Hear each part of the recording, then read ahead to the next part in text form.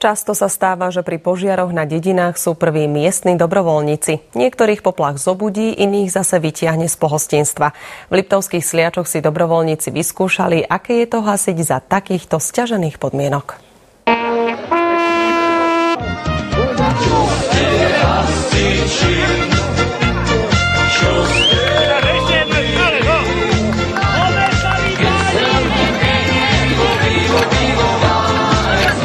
Napriek tomu, že hasiči vyšli priamo z pohostinstva, každý presne vedel, čo má robiť. Aby to nemali také jednoduché, útok im nekomplikovalo len pár vypitých poldecákov a zlé počasie. Mali sme 3 malých piadimužíkov, ktorí nám rozbili všetko, ako sme mali poukladané, tak to rozhádzali, aby ten zmetok naozaj bol taký ako v skutočnosti.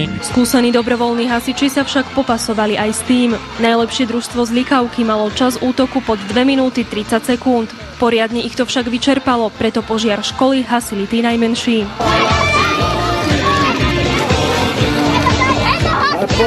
Deti hasili, ako by išlo o život.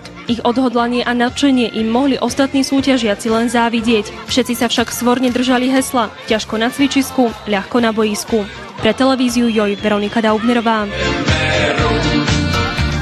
Z pondelkových kriminovín je to všetko. Ďalšie udalosti dňa si pozrite v novinách a športe. My vám želáme ešte pekný večer a dovidenia opäť zajtra. Dovidenia.